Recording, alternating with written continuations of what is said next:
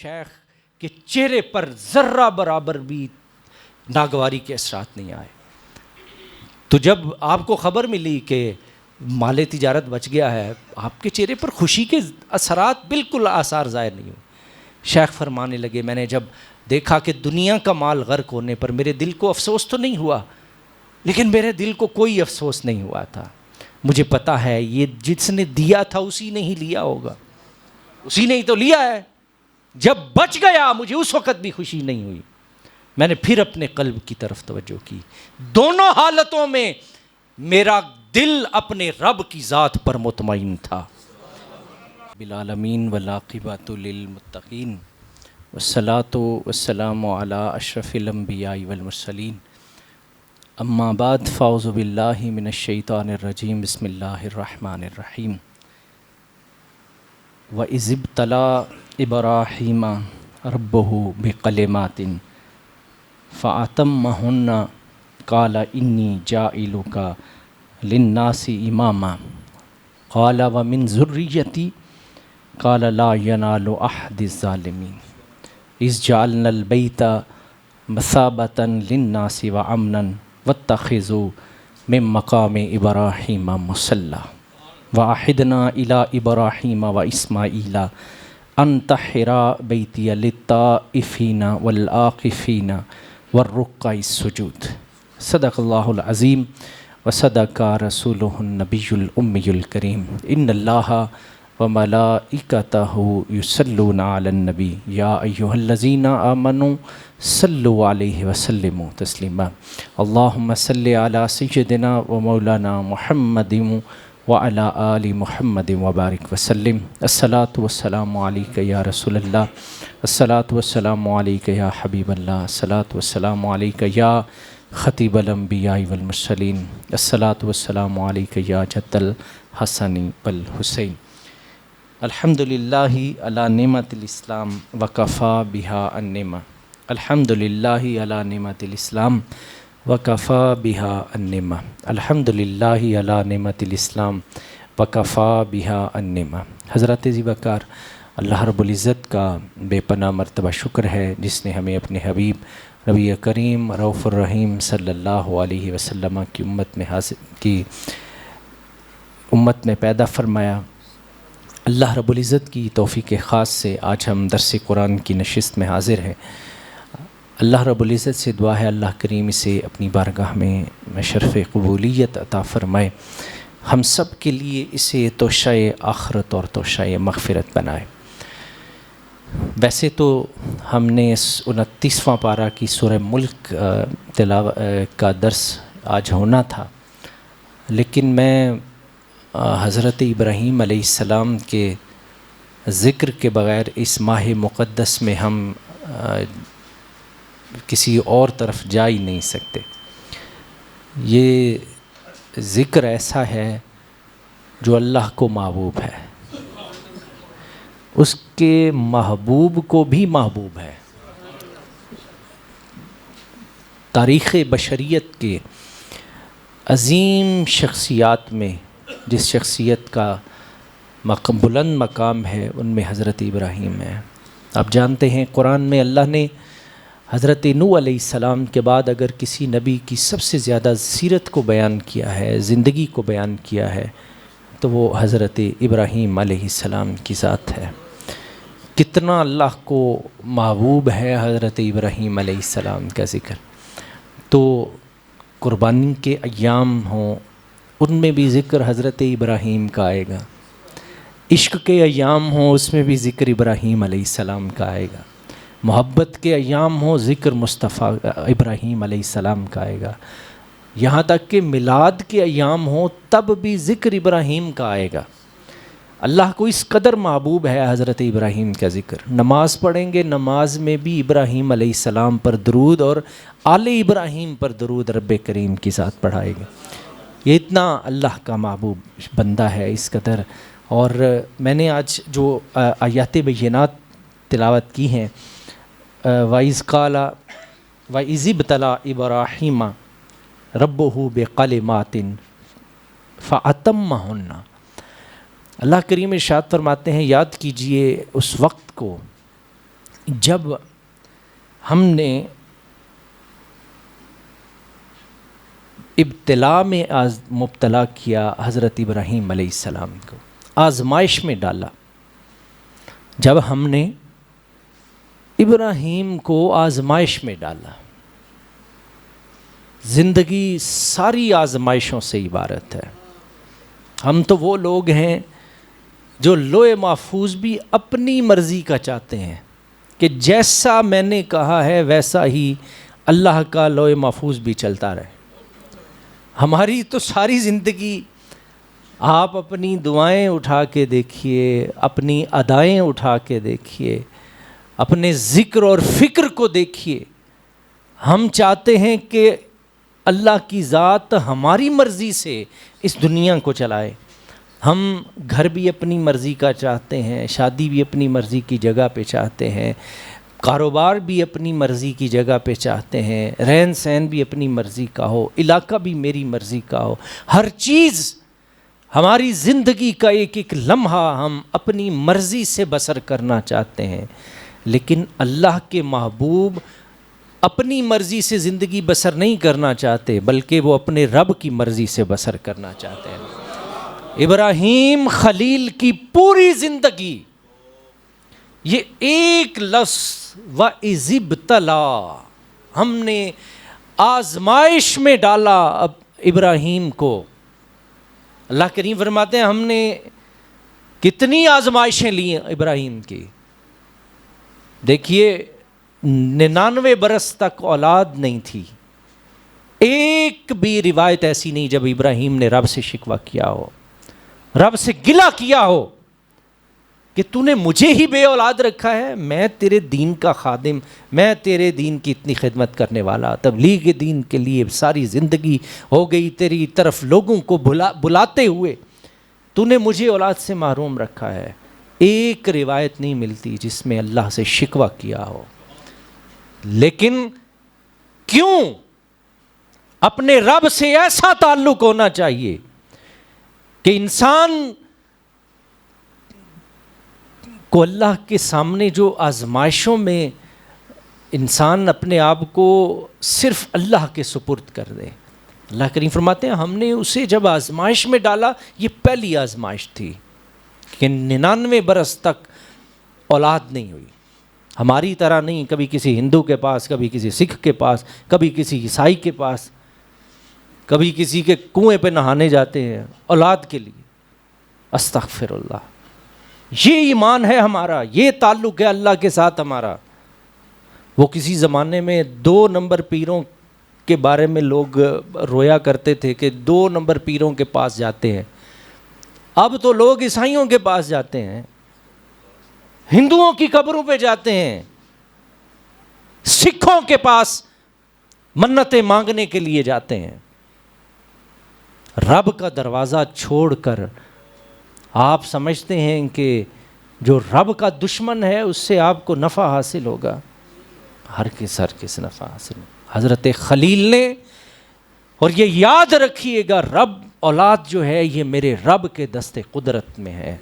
وہ قرآن میں کہتا ہے ہم جسے چاہتے ہیں اولاد دیتے ہیں، جسے چاہتے ہیں بیٹے دیتے ہیں، جسے چاہتے ہیں بیٹیاں دیتے ہیں، جسے چاہتے ہیں بیٹے اور بیٹیاں دونوں عطا کرتے ہیں۔ اور یہ کسی بیٹی کے بھی اختیار میں نہیں کہ وہ بیٹا پیدا کرے یا وہ بیٹی پیدا کرے۔ ہم لوگ تو بیٹیوں کو گھروں سے نکال دیتے ہیں جس کے ہاں بیٹیاں پیدا ہوتی ہیں۔ آپ یقین کیجئے ہمارے گاؤں کے ساتھ ایک گاؤں ہے، ایک ہمارے گاؤں کی ایک بیٹی تھی، اس کے ہاں بیٹی پیدا ہوئی۔ آپ یقین کیجئے انہوں نے اپنے گھر نہیں لے کے گئے، اس کو ہسپتال ہی طلاق دی تھی۔ یہ 20 مثالیں ہیں، آپ کو 20 مثالیں دکھا سکتا ہوں۔ اب تو قتل کرنے کا چلن عام ہو چکا ہے۔ ہمارا اللہ کی ذات پر توکل ہی کوئی نہیں، ہمارا رب کے ساتھ رشتہ ہی کوئی نہیں۔ تو خلیل کی زندگی ابتلا میں محبوبوں کا طریقہ کیا ہے؟ وہ اپنے رب کی طرف دیکھتے ہیں۔ خلیل اس آزمائش میں تھے، لیکن اللہ نے دیکھیے اس کا صلہ کیا دیا۔ اللہ کریم نے فبشرناہ بغلام حلیم، پھر 99 برس کے بعد رب کریم نے بشارت دی، فرمایا خلیل ہم اب آپ کو ایک ایسا بیٹے کی بشارت دیتے ہیں، فبشرناہ بغلام حلیم، جس کی سنت قربانی یہ قیامت تک جاری اور ساری رہے گی۔ جب حضرت اسماعیل علیہ السلام کو حکم ہوا اللہ کی طرف سے، ایک دوسری ابتلا کیا تھی؟ اللہ نے 99 برس کی عمر کے بعد بیٹا دیا، جسے آپ سینکواں بیٹا کہتے ہیں۔ سینکویں بیٹے کی آپ کو پتہ ہے کتنا انسان کو چاہتا، وہ بیٹا دیا، اور رب کریم نے حکم ارشاد فرمایا خلیل اب اسے ذبح کر دیجیے۔ تو آپ حضرت اسماعیل کے پاس آئے، وہاں اسماعیل تو کیا چاہتا ہے؟ تو جو قرآن نے جملے ارشاد فرمائے ہیں وہ بڑے خوبصورت کلمات ہیں، اس میں ہمارے لیے تربیت کے لیے بہت سامان موجود ہے۔ حضرت علامہ اقبال نے جب خلیل اور اسماعیل کی گفتگو کو دیکھا کہ کتنا خوبصورت بیٹا ہے، جب آ کے ارشاد فرمایا کہ انی ارا فی المنام انی اذبحک، میں تمہیں ذبح کر رہا ہوں، میں نے خواب میں دیکھا ہے، تو کیا چاہتے ہیں آپ؟ تو آپ نے فرمایا انشاءاللہ من الصابرین، آپ مجھے ذبح کیجئے، اللہ نے چاہا تو آپ مجھے صابروں میں سے پائیں گے۔ اپنی ذات کی طرف نسبت نہیں کی کہ ہاں میں خلیل کا بیٹا ہوں، نبی کے گھر پیدا ہوا ہوں، میرا مقام اتنا بلند ہوگا، نہیں، اپنی ذات کی نفی، انشاءاللہ من الصابرین، اگر اللہ نے چاہا تو آپ مجھے صابروں میں سے پائیں گے۔ اپنی ذات کو نکال ہی دیا اسماعیل نے۔ حضرت علامہ اقبال نے جب یہ دیکھا تو آپ فرماتے ہیں یہ فیضان نظر تھا یا کہ مکتب کی کرامت؟ یہ فیضان نظر تھا یا کہ مکتب کی کرامت؟ سکھائے کس نے اسماعیل کو آداب فرزندی؟ یہ کس نے سکھائے تھے؟ کہ یہ دیکھیے جس جگہ پر پرورش ہوئی تھی حضرت اسماعیل علیہ السلام کی، اپنی ذات کی نفی کی۔ یہی تصوف ہے، یہی روحانیت ہے کہ انسان نیکی کرنے کے بعد اب کہے کہ یہ میرے رب کی توفیق سے ہوا ہے، ورنہ میں کہاں اس قابل تھا۔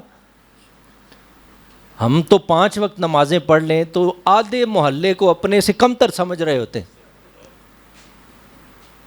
پورا محلہ اگے لایا ہوں جیڑا 5 نمازاں ایک باری شروع کر لے نا، ان پھر وہ گن سنا لوگوں کو، میں بھی نہیں جے پڑھدا نماز، یہ بھی نہیں پڑھدا، میں فجر ویلے مسجد چنا سارے ستے پے ہوندے نے۔ تو اللہ نے تجھے مسجد میں بھیجا ہے، اللہ نے فرمایا کہ جا کے دعا کر ان کے لیے، اہدنا الصراط المستقیم۔ اللہ نے انہیں بھی دعا میں شامل کروایا تجھ سے، یہ سب کی ہدایت کے لیے دعا۔ ہم اپنی ذات کو اندر شامل کرتے ہیں، میرے رب کا حکم یہ نہیں ہے، اللہ کے محبوبوں کا یہ طریقہ ہی نہیں کہ وہ نیکی کی نسبت اپنی ذات کی طرف کر سکیں۔ انشاءاللہ من الصابرین، یہ دوسری ابتلا تھی۔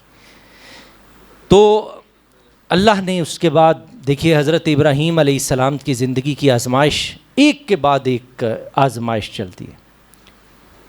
یہ باہر والا یہ اندر والا چل رہا ہے، یہ اندر والا چل رہا ہے، اچھا۔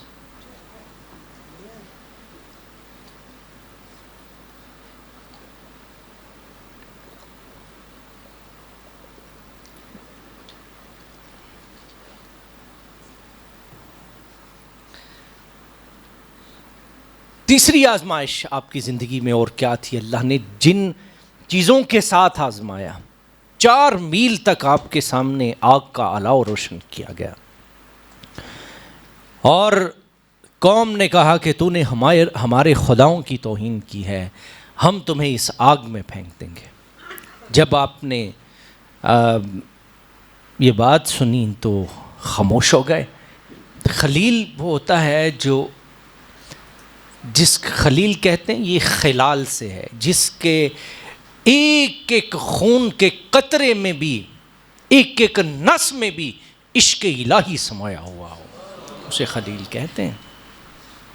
تو خلیل کو جب پتہ چلا مجھے آگ میں پھینکوایا جا رہا ہے، آپ کھڑے تھے جب آپ کو منجنیق میں ڈال کے وہ چاہتے تھے کہ اس کو درمیان میں پھینکیں گے، تو آپ کھڑے تھے تو ایک فرشتہ آ گیا، اس نے کہا خلیل اپنے رب سے کچھ کہنا چاہتے ہو؟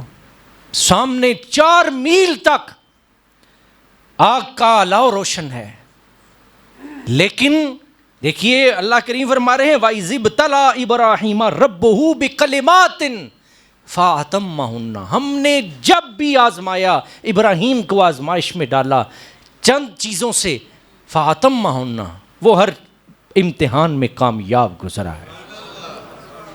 دیکھیے یہاں بھی یہ بھی ایک آزمائش تھی۔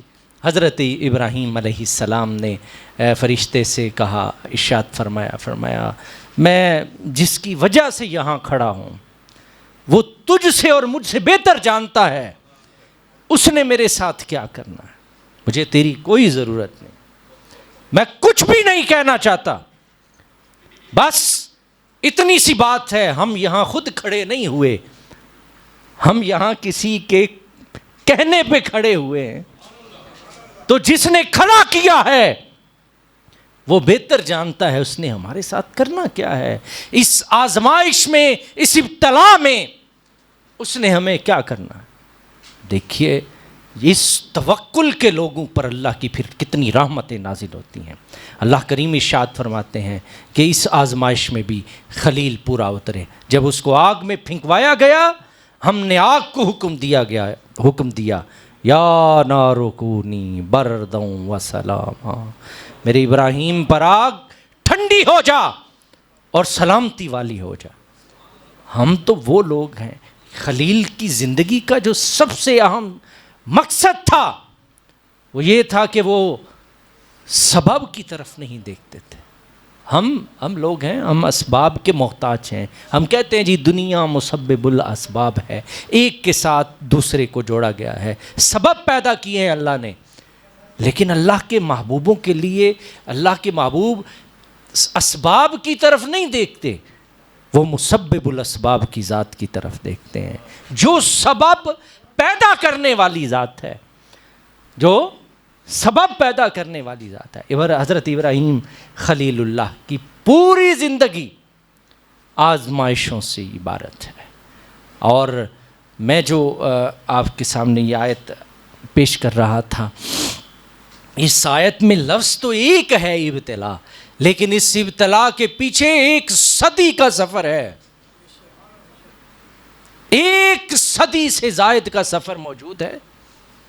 ایک جملے کے اندر ہم نے آزمائش میں مبتلا کیا، جتنی آزمائشیں آئیں حضرت ابراہیم علیہ السلام کو۔ پھر حضرت ابراہیم جب اصل آزمائش اس وقت تھی جب سیدہ ہاجرہ کو آپ نے چھوڑا تھا، قرآن کہتا ہے بواد غیر ذی زرع، ایسی آبادی پر، رب انی اسکنت من ذریتی، مالک میں اپنی اولاد کو اس جگہ پر آباد کر کے جا رہا ہوں، بواد غیر ذی زرع عند بیتک المحرم، اس جگہ پر آباد کیا، چھوڑ کے جا رہے تھے۔ یہاں پر صرف امتحان اور قربانی، دیکھیے حضرت اسماعیل قربانی کے کس مقام تک پہنچے، لیکن میں ذاتی طور پر میں نے قرآن کی آیات بینات سے جو چیز اخذ کی ہے، اصل قربانی حضرت ابراہیم خلیل اللہ کی ذات نے ہی دی تھی۔ بیٹا تو اظہار تھا، کتنی قربانیاں دیں۔ قربانی اس کو کہتے ہیں جو انسان کو رب کا قرب عطا کر دے، وہ عمل جو ان قربا یقرب سے ہے، قرب الہی کا سبب بننے والی چیز وہ قربانی ہے، اسی لیے اس کو قربانی کہتے ہیں کہ یہ قرب الہی عطا کرتی ہے۔ ہر مذہب قربانی کا قائل ہے، ہر مذہب اس کے اندر قربانی موجود ہے، لیکن میں سمجھتا ہوں حضرت ابراہیم خلیل اللہ کی پوری زندگی قربانی پیش کی جا رہی ہے. قربانی کس کو کہتے ہیں؟ اپنی ذات کی نفی کر دینا، اپنے ذات، اپنے جاہ و حشم، اپنی اولاد، پوری کائنات. خلیل نے ان سب کی قربانی نہیں دی، پیش کی اپنے رب کے حضور. اسی لیے حضرت اسماعیل علیہ السلام اس مقام تک پہنچے تھے کہ ابراہیم تو پوری زندگی اس کی قربانی سے عبارت ہے، لیکن وہ ابتلا آزمائش میں ڈالا جاتا تھا ہر وقت کھڑی. یہاں میں جو بات عرض کر رہا تھا، حضرت اصل جو زندگی کے امتحانوں میں، آزمائشوں میں سے ایک سب سے بڑی آزمائش حضرت ابراہیم خلیل اللہ نے کی زندگی میں تھی، وہ یہاں چھوڑ کے جانا تھا. ایک سیکواں بیٹا اور عفت مآب شخصیت سیدہ ہاجرہ. کبھی سوچئے تو صحیح، آپ اپنی بیوی کو، بچے کو کسی ایسی جگہ چھوڑ سکتے ہیں جہاں چھت نہ ہو، جہاں دیوار نہ ہو، جہاں کھانا پینا نہ ہو؟ لائیے میدان میں، ہم دیکھتے ہیں کون اتنے بڑے ظرف کا مالک ہے. بڑے بڑے لوگ پیچھے ہٹ جائیں گے. حضرت پھر بیٹا عام بیٹا نہیں، یہ اسماعیل روحانیت کا مرکز، تصوف کا مرکز کہاں سے شروع ہوتا ہے؟ یہاں چھوڑ کے جا رہے تھے. سیدہ ہاجرہ حضرت خلیل اللہ کے پیچھے پیچھے آئیں، چلتے شروع. جب آپ کو دیکھا کہ ہاجرہ، یہ سیدہ ہاجرہ جو تھیں، یہ بادشاہ کی بیٹی تھیں، ایلیٹ کلاس کی شخصیت تھیں، پھولوں کی سیج پر پوری زندگی گزاری تھی. لیکن جب حضرت خلیل کے عقد میں آ گئیں تو پھر دیکھیے وہ بھی زندگی کی ان مشکلات کا سامنا کر رہی ہیں. چھوڑ کے چلے جا رہے ہیں. سیدہ ہاجرہ پیچھے آ گئے. میں یہاں کس کے سہارے چھوڑ کے جا رہے؟ جو سوال کیا سیدہ ہاجرہ نے، وہ سوال تھا اللہ ہمارا کہازا، خلیل کیا یہ اللہ کا حکم ہے؟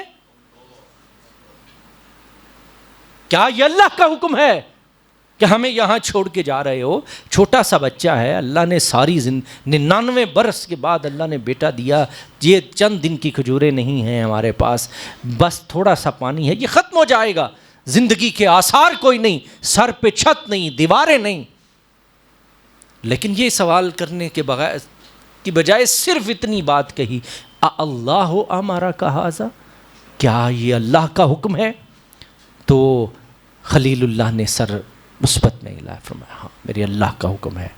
لیکن جو کلمات سیدہ ہاجرہ نے اس وقت ارشاد فرمائے، مجھے اپنی زندگی میں یہ کلمات بڑے محبوب ہیں. مجھے عشق ہے ان کلمات سے، اور میں نے اپنی زندگی میں جو بڑی شخصیات کے کلمات پڑھے ہیں، ان میں مجھے سب سے محبوب ترین یہ جملے ہیں رسول اللہ کی احادیث طیبات کے بعد.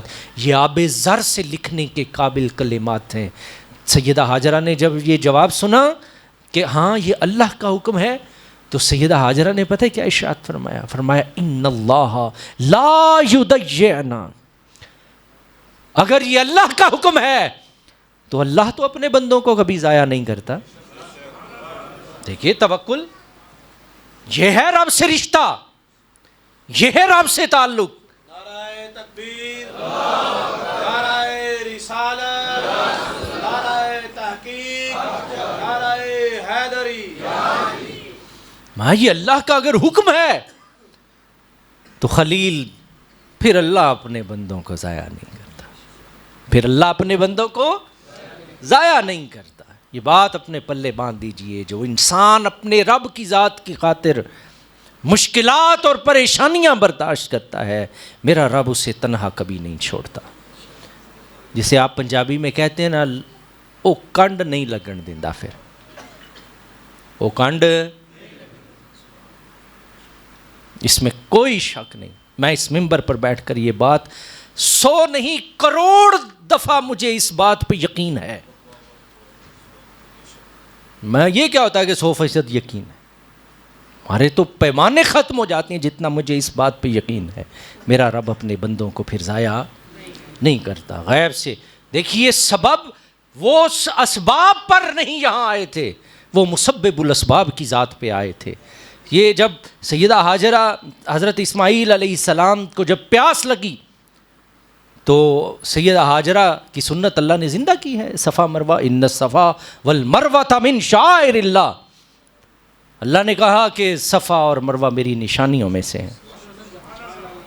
آپ عمرہ کرنے جو شخص جاتا ہے آپ دیکھیے گا ہر مسلک، ہر مذہب، ہر دنیا کے ہر شخص، ہر قوم کا شخص اس وقت وہاں دعائیں کر رہا ہے. کرتے ہیں کہ نہیں؟ ساری دنیا کے مسلمان وہاں آ کر دعائیں کر رہے ہوتے ہیں. بندہ پوچھے کہ یہاں دعا کرنے کا کیا تخ بنتا ہے؟ کہتے ہیں جی یہاں سیدہ ہاجرہ کے قدم لگے تھے. سیدہ ہاجرہ کے قدم لگے تھے. تو ہم یہی تو کہتے ہیں جہاں اللہ کے ولیوں کے قدم لگ جائیں وہاں رب کی رحمتیں نازل ہونا شروع ہو جاتی ہیں.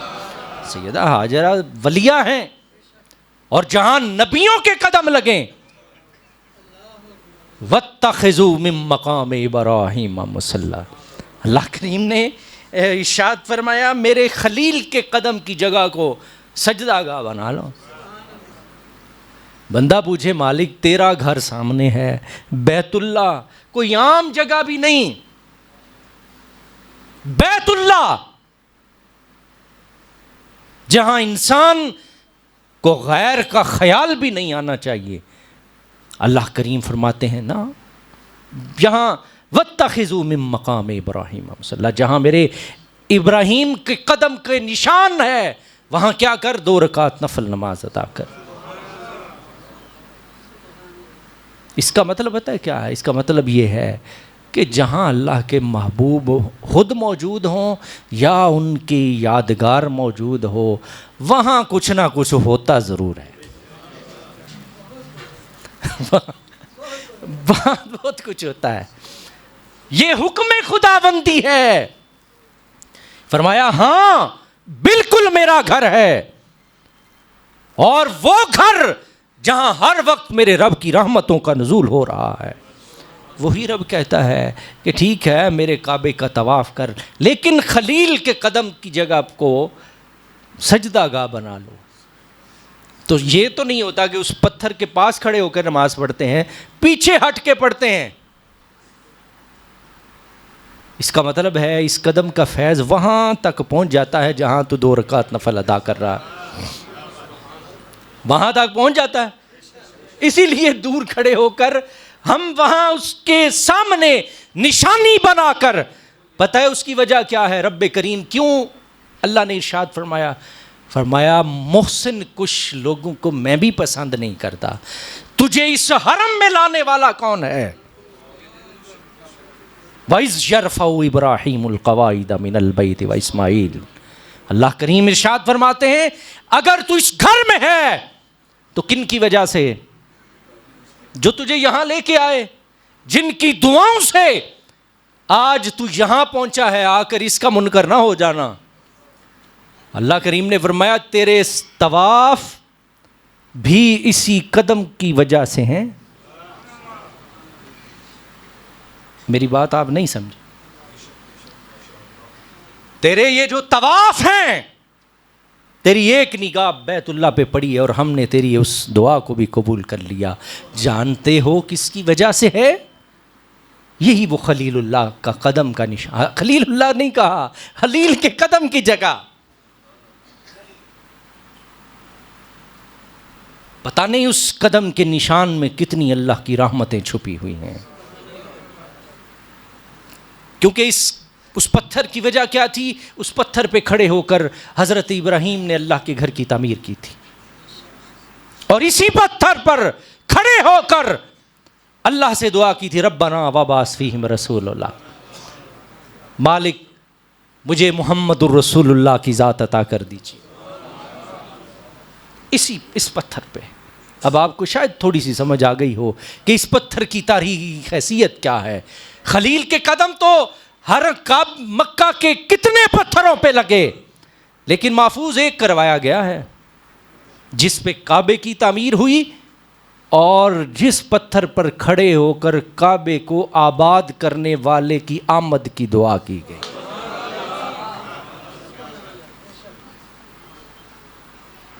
وَإِذِ ابْتَلَىٰ ابراہیم. تو دیکھیے حضرت ابراہیم علیہ السلام کوئی سوال کرنا سی؟ اچھا، میں راستے میں آ رہا تھا تو مجھے کہنے لگے جی آج جو ایام ہے، میں نے کہا جی میں کروں یہ تیاری کر کے آیا ہوں. میں آج حضرت ابراہیم کے ذکر سے کے بغیر میری مجال ہی نہیں، میری جرأت ہی نہیں کہ ہم ابراہیم کے ذکر کو کبھی فراموش بھی کر سکیں. رب کریم نے اس ذکر کو نماز کے اندر رکھا ہے، ہر نماز کے اندر. ہمارا تو ابراہیم کے بغیر نماز ہی نہیں ہے، ہماری تو عبادت ادھوری ہے ابراہیم کے ذکر کے بغیر. اللہ کریم کو اس قدر یہ ذکر محبوب ہے. تو اللہ کریم نے ارشاد فرمایا، اذان تک جی جی جی ٹھیک. اللہ کریم فرماتے ہیں خلیل کو جب ہم نے آزمائش میں مبتلا کیا اور وہ آزمائشوں میں پورا اترا. میں یہاں صرف ایک بات کر کے آگے اگلے کلمات آپ سے عرض کروں گا. رب دنیا میں کسی مشکل میں مبتلا کر دے، پریشانی میں مبتلا کر دے، تو اس پریشانی میں نکلتے ہوئے، پریشانی میں مبتلا ہو کر رجوع اللہ کر لیجئے. وہ کڈنا اللہ ہی نے ہمیں، جو مرضی پہ کریے، پاویں اسی پٹھے ہوئیے، پاویں اسی سدھے ہوئیے دے، پاویں جو مرضی کریے، کڈنا اللہ ہی نہیں جے. میرے رب کی نگاہ عنایت ہی مشکلات سے نکالتی ہے. جب وہ نگاہ کرتی ہے پھر وہ اس مشکل سے نکالنے کا وسیلہ بھی پیدا فرما دیتی ہے، ذریعہ بھی پیدا فرما دیتی ہے. ہم نعمت کے آنے پر خوش ہوتے ہیں، لیکن ہم کبھی نعمت کے جانے پر خوش نہیں ہوئے. ہمارا مسئلہ زندگی کے مسائل میں سے ایک مسئلہ یہ ہے، گل سمجھ آئی جی. ہمارا مسئلہ یہ ہے، ہم نعمت کے ملنے پر خوش ہوتے ہیں، کبھی نعمت کے جانے پر خوش نہیں ہوئے. خوش کیا ہو، کہیں مالک دیا بھی تو نے تھا، لیا بھی تو نے ہے، میں تیری رضا پہ راضی ہوں. حضرت امام حسین نے ہمیں سبق کربلا کی سرزمین پر جو سبق دیے تھے، ان میں سے ایک سبق یہ تھا کہ کائنات کے 72 نفوس قربان کرنے کے بعد حسین اپنے رب کے حضور سجدہ شکر میں پڑا ہوا ہے. نعمتوں کے جانے پر بھی اللہ ہمیں یہ منصب عطا کر دے، ہمیں یہ مرتبہ اور مقام زندگی میں عطا کرے کہ زندگی میں نعمتیں چھن جانے کے بعد اللہ ہمیں خوشی عطا فرمائے. حضور نے غزوہ احد میں مسلمانوں کو شکست کہہ لیں، ہزیمت کا سامنا کرنا پڑا. حضور کے قریبی ساتھی شہید کر دیے گئے. احد کا میدان، احد میں جنگ احد، غزوہ احد جو تھا، اس میں حضور کو بڑی تکلیفیں پہنچیں. حضور علیہ الصلاۃ والسلام زخمی بھی ہوئے. پتہ ہے احد کے دن جس نے رسول اللہ کے قلب اطہر کو رنجیدہ کیا تھا، دکھ پہنچائے تھے، وہ غزوہ احد میں بہت ساری چیزیں جو تھیں وہ ظاہر ہوئیں. احد کے دن بھی رسول اللہ کا وظیفہ کیا تھا؟ الحمدللہ، ساری تعریفیں میرے رب کی ذات کے لیے ہیں. اس ظرف پر اللہ ہمیں یہ مقام روحانیت کا عظیم مقام عطا کرے کہ ہم جیسے نعمت آنے پر خوش ہوتے ہیں، کبھی نعمت کے جانے پر بھی وہ مرتبہ عطا کر دیا جائے. آپ شیخ عبد القادر جیلانی رحمہ اللہ، آپ کو پتہ ہے، آواز فرما رہے تھے، ایک شخص آیا کہنے لگا حضور آپ کا مال تجارت کا جہاز تباہ ہو گیا. آپ نے فرمایا الحمدللہ رب العالمین. تھوڑی دیر گزری، وہ شخص دوبارہ آیا، کہنے لگا حضور کسی نے غلط خبر دی تھی، آپ کا مال تجارت کا جو جہاز تھا وہ بچ گیا ہے، وہ کسی اور غلط خبر ہم تک پہنچائی گئی تھی. آپ نے پھر فرمایا الحمدللہ رب العالمین. بعد میں لوگوں نے کہا حضور ہم دیکھ رہے تھے جب آپ دنیا کا مال غرق ہونے پر کہ آپ کو خبر ملی تو آپ کے چہرے پر کوئی پریشانی کے آثار نہیں آئے تھے، تو وجہ کیا ہے؟ سیالکوٹ میں ایک شمٹ ماری جائے نا تے ہارٹ اٹیک ہو جاتا ہے فیکٹری دے مالک نو. ہم جانتے ہیں ایسے لوگوں. ایک شپمنٹ، حالانکہ زندگی کہاں سے ختم ہو گئی، پیسہ ایک شپمنٹ ماری جاتی تھی، ہسپتالوں میں پڑے ہوتے تھے، دل کا عرضہ لاحق ہو جاتا تھا. شیخ کے چہرے پر ذرہ برابر بھی ناگواری کے اثرات نہیں آئے. تو جب آپ کو خبر ملی کہ مال تجارت بچ گیا ہے، آپ کے چہرے پر خوشی کے اثرات بالکل آثار ظاہر نہیں ہوئے. شیخ فرمانے لگے میں نے جب دیکھا کہ دنیا کا مال غرق ہونے پر میرے دل کو افسوس تو نہیں ہوا، لیکن میرے دل کو کوئی افسوس نہیں ہوا تھا. مجھے پتا ہے یہ جس نے دیا تھا اسی نے ہی لیا ہوگا، اسی نے ہی تو لیا ہے. جب بچ گیا مجھے اس وقت بھی خوشی نہیں ہوئی. میں نے پھر اپنے قلب کی طرف توجہ کی. دونوں حالتوں میں میرا دل اپنے رب کی ذات پر مطمئن تھا. حضور علیہ الصلوۃ والسلام کی بارگاہ میں ایک صحابی حاضر ہوئے، چہرے کا رنگ اڑا ہوا تھا، پیلا زرد، چہرے داڑھی غبار آلود. حضور کی بارگاہ میں آئے، آ کے اس کی حضور دعا کیجئے، میرا تجارت لدا ہوا اونٹ تھا غلے سے، وہ گم ہو گیا ہے، مل نہیں رہا.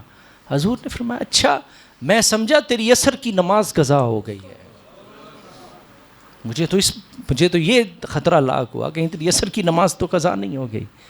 جو اللہ کے محبوب ہوتے ہیں وہ رب کریم کی بارگاہ میں قربت الہی، اصل مقصد یہی ہے. تو اللہ کریم فرماتے ہیں میرے خلیل نے ہر امتحان میں، ہر آزمائش میں پورا اترا، رجوع اللہ کا قائل تھا. یہ کیفیت جب پہنچی تو اللہ کریم فرماتے ہیں انی جاعلک للناس اماما. قالا انی جاعلک للناس اماما.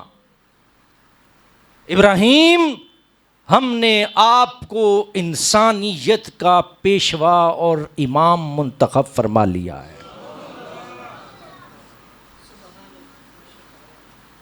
امام، یہ امامت کبریٰ تھی جو خلیل اللہ کو عطا کی گئی. اور اس امامت کا عروج کب تھا؟ جب مسجد اقصیٰ میں 1,24,000 پیغمبروں کے سامنے مصلی امامت پر محمد الرسول اللہ کو کھڑا کیا گیا. لوگ تو امام حسین کہتے ہوئے ڈرتے ہیں، لوگ تو حسین کے ساتھ امام لگاتے ہوئے کئی لوگوں کی زبانیں تھر تھرا رہی ہوتی ہیں. اللہ نے تو ان کی پوری جد کو امام بنایا ہے.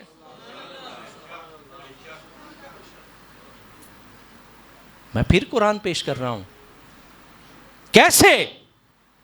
آپ یہ نہ سمجھے کہ میں کھچ ترو کے تقریر کرن دیا کہ گل کتے دیے تے انہوں کو دوروں پھاڑ پھوڑ کے جڑا ہے نا پوڑیاں لا لو کے تے ترو کے لے آنا پہ.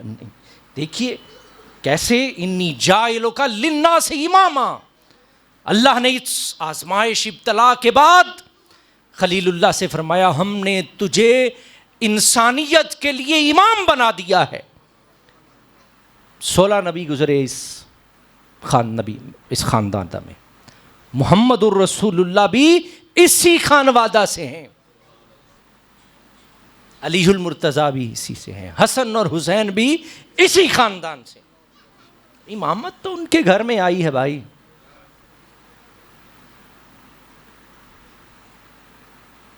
امام بنا دیا سب کا. اور محمد الرسول اللہ صلی اللہ علیہ وسلم ان سارے اماموں کے سردار اور سارے نبی حضور علیہ الصلوۃ والسلام کی امامت میں کھڑے ہوتے ہیں. ہاں میں جو عرض کر رہا تھا کہ کیا یہ صرف حضرت ابراہیم کے لیے تھا؟ آگے جیسے ہی بات ہوئی تو حضرت ابراہیم قالا ومن ذریتی، کیا یہ میری اولاد کے لیے بھی ہے امامت؟ کیا صرف مجھے عطا کی گئی یا میری ذریت کو بھی؟ اللہ کریم نے ارشاد فرمایا قال لا ینال احد الظالمین، جو تیرے طریقے سے ہٹے ہوں گے ان کو یہ منصب نہیں دیا جائے گا. خلیل جو تیری سنتوں پہ چلے گا، جو تیرے طریق پہ چلے گا، اسے ہم ان میں یہ امامت کو باقی رکھیں گے. وَإِذْ جعلنا البیت مثابۃ للناس وامنا واتخذوا من مقام ابراہیم مصلی. اللہ کریم فرماتے ہیں جب ہم نے اس گھر کو خانہ کعبہ کو کیا بنایا؟ مثابۃ للناس، ہم نے اسے پوری انسانیت کا مرکز بنا دیا. ہم نے کیا بنا دیا؟ میرا وقت ختم ہو گیا. میں گرمیوں میں ہمارا جو میں تقریر درس قرآن ہوتا ہے وہ 30 سے 35 منٹ کا ہوتا ہے. تو یہ جو موضوع شروع ہوا ہے مرکز والا کہ اللہ نے اس جو مرکز بنایا ہے وہ بھی اس خاندان نے بنایا ہے. مکے میں 1 لاکھ نماز کا ثواب ہے. کس کی وجہ سے؟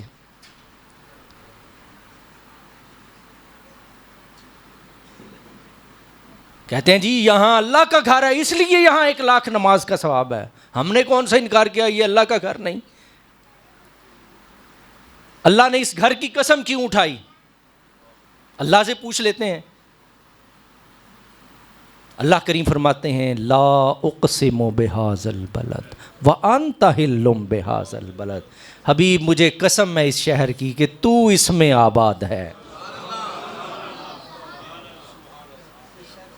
اللہ نے نہیں جی کھادی بیت اللہ ہون دی وجہ تو قسم نہیں کھادی, مقام ابراہیم دی وجہ تو نہیں کھادی, صفا مروہ تو نہیں کھادی, زمزم دی وجہ تو, نہ عرفات دی وجہ تو, نہ مزدلفہ دی وجہ تو.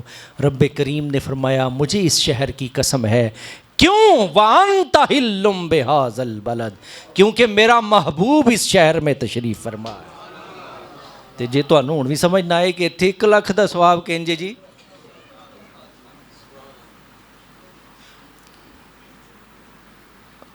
یہ رسول اللہ کی وجہ سے ہے. یہ محمد الرسول اللہ کے قدموں کا فیض ہے کہ اللہ نے تجھے قبلہ بھی عطا کیا تو مصطفیٰ کے وسیلے سے عطا کیا. قد نرى تقلب وجهك في السماء فلنولينك قبلة ترضاها. حبیب جسے تو چاہے گا ہم اسے قبلہ بنائیں گے. تیرا تو قبلہ بھی مصطفیٰ کی مرضی سے ہے, تیری نمازیں 5 مصطفیٰ کی مرضی سے ہیں. میں عرض کر رہا تھا یہ صرف میں انشاءاللہ عزیز اس پہ ہم گفتگو کریں گے کہ اللہ نے اس گھر کو مرکز بنایا انسانیت کے لیے, انسانیت کے لیے مرکز بنا دیا. روحانیت کا مرکز, نبوت کا مرکز, حضور علیہ الصلاۃ والسلام کی ولادت کا مرکز, اللہ کی رحمتوں کا مرکز.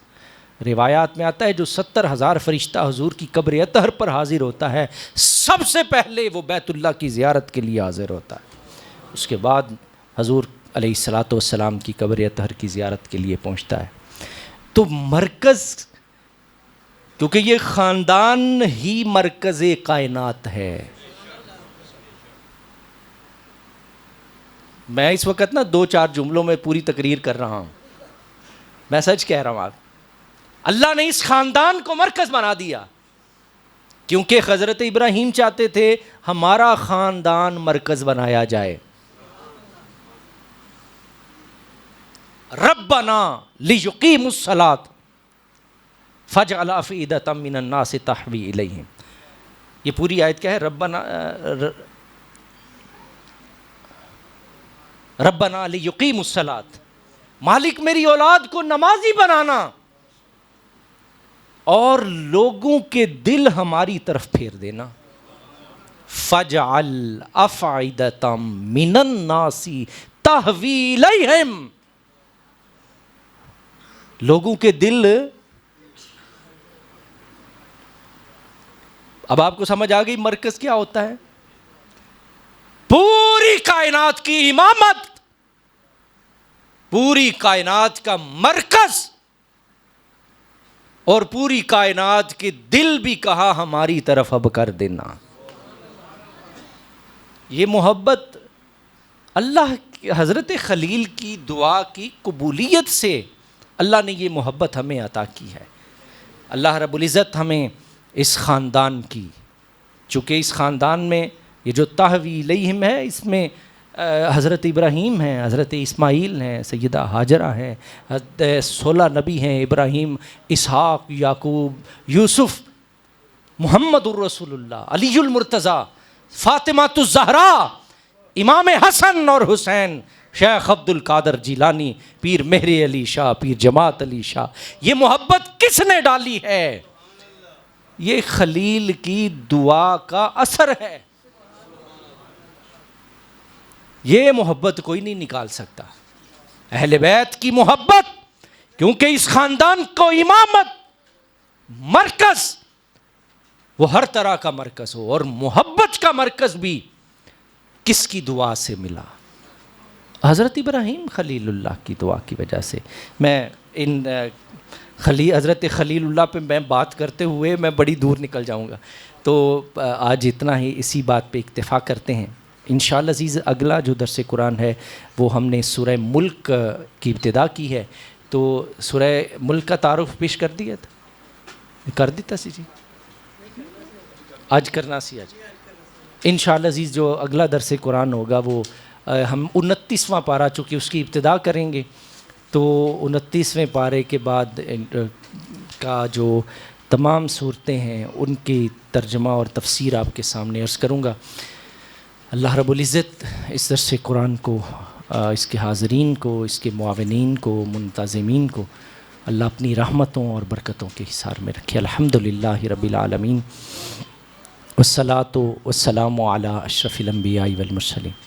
اللہم صلی علی سیدنا و مولانا محمد وعلی آل محمد مبارک وسلم. ربنا افرغ علینا صبرا وثبت اقدامنا وانصرنا علی القوم الکافرین، وانصرنا علی القوم الکافرین، وانصرنا علی القوم الکافرین.